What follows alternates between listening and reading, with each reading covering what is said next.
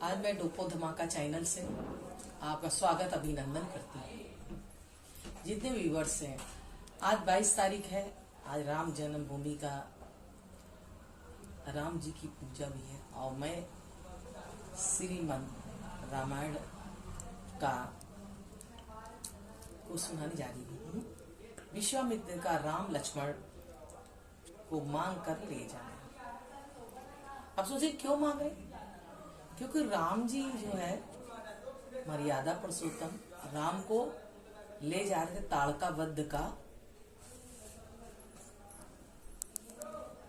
वध को खत्म करने के लिए, जो जंगलों में रहकर और ऋषि मुनियों को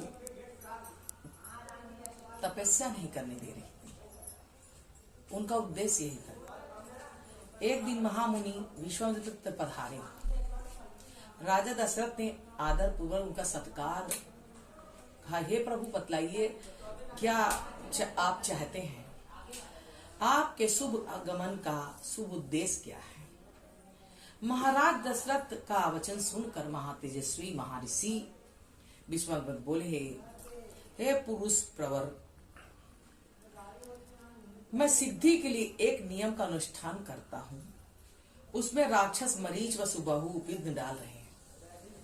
मतलब ये दोनों लोग जो है ये विघ्न डाल रहे हैं। विघ्न मतलब अगर हम पूजा कर रहे हैं, यज्ञ कर रहे हैं तो उसमें बाधा डाल रहे हैं, तोड़ रहे हैं, फोड़ रहे हैं, साधु संतों को मार रहे हैं, महर्षियों को। तो इससे वो बहुत परेशान थे। तो उनको ऐसा लगा कि मर्यादा पुरुषोत्तम राम जी पैदा हुए हैं, अब बड़े हो रहे हैं, अब वही मेरी रक्षा करेंगे। इसी उद्देश्य से वो आए और राजा दशरथ से दोनों लोग की मांग करने के लिए। उसमें राक्षस मरी सुबाहु विघ्न डाल रहे थे। आप अपने काक पक्षी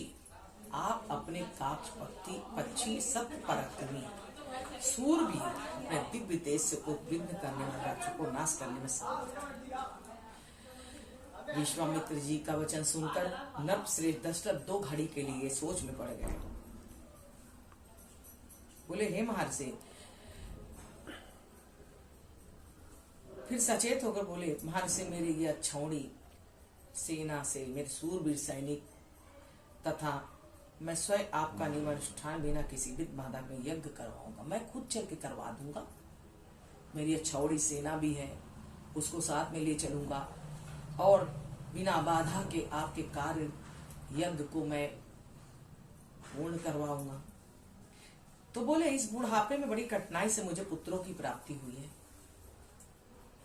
राजा दशरथ ने कहा कि बड़ी कठिनाइयों से तो मैंने आज अपने मतलब पुत्र पाए हैं, और इन पुत्रों को मैं कैसे जाने दूं?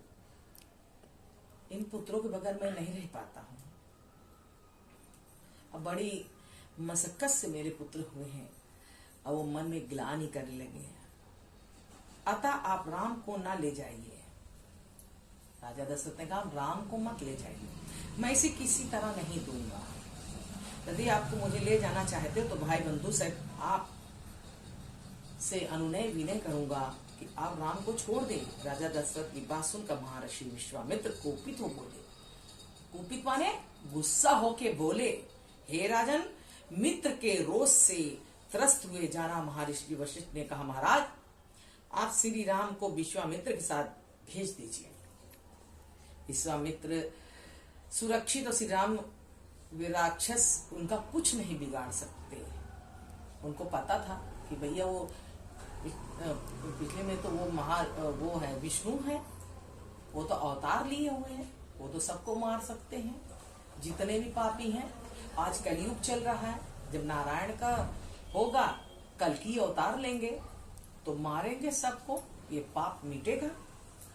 महर्षि कौशिक स्वयं भी उन राक्षसों का संहार करने में सामर्थ है। महर्षि कौशिक जो है वो राक्षसों को मारने में सामर्थ है, फिर भी किंतु ये आपके पुत्र का कल्याण चाहते हैं। वशिष्ठ के कहने पर राजा दशरथ ने लक्ष्मण सहित श्री राम को बुलाया और फिर राजा दशरथ ने माता कौशल्या, पिता दशरथ, पुरोहित वशिष्ठ ने स्वस्ति वाचन करने से पश्चात उनका यात्रा संबंधी मंगल कार्य संपन्न कर रहा है। उनको विश्वामित्र को माने जब कहते हैं 3 बार जल लेना तो उसको आचमन कहते हैं। पूजा करने से पहले आचमन दिया जाता है। आचमन के बगैर पूजा 7 ओम पवित्रो पवित्रा ऐसे करते, फिर 3 बार आचमन लेते हैं। केशवाय नमः, माधवाय नमः, नारायण नमः। तो ये 3 चीजें करने पड़ते हैं, तभी बोलते तो मुंह शुद्ध हो जाता है। सरयू के जल से उन्होंने आचमन किया। अबला अतिबला नाम से प्रसिद्ध इस मंत्र समुदाय को ग्रहण करो। विश्वामित्र ने कहा बला और अतिबला मंत्र को आप ग्रहण करो। इसके प्रभाव से तुम्हें कभी थकावट, ज्वर माने ज्वर, बुखार, भूख, न्यास का कष्ट नहीं होगा। इन दोनों विधवाओं का अध्ययन कर लेने पर विद्याओं पे 3 लोकों में तुम्हारे यश का विस्तार होगा। जब तुम इन तीनों विद्याओं को ग्रहण कर लोगे तो तुम्हें कहीं भी तुम्हारे यश का विस्तार नहीं रुकेगा। ना भूख लगेगी, ना प्यास लगेगी, पैदल ही चलते रहे। राम आचमन करके पवित्र हो गए। उन्हें शुद्ध अंतःकरण वाली महर्षि ये दोनों विद्याएं ग्रहण की। फिर वे तीनों पर सरयू तट पर रात में सुखपूर्वक रहे। जब प्रभात हुआ, जब सुबह हुई, तब विश्वामित्र ने कहा राम तुम्हारे जैसे पुत्र को पाकर महारानी कौशल्या सुपुत्र जननी कही जाती है। तुम महारानी कौशल्या का नाम हो गया कि हाँ राम हुए से। यह देखो प्रातः काल की संध्या का समय हो रहा है। तुम्हारे जैसे पुत्र को पाकर धन्य हो गई माता। उठो, नित्य कर्म समाप्त करके महापराक्रमी श्री राम लक्ष्मण अत्यंत प्रसन्न हुए। तपोवन तपोधन विश्वामित्र को प्रणाम करके वहां से आगे जाने को उद्यत हुए। जाते जाते गंगा और सरयू के संगम पर पहुंचकर